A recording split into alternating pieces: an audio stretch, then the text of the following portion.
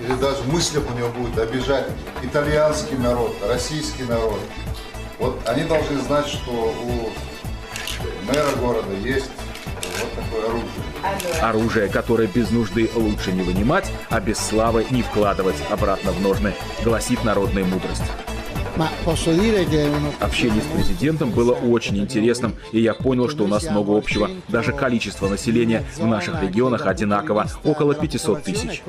Мы говорили о наших городах и пришли к выводу, что нам было бы очень хорошо стать побратимами.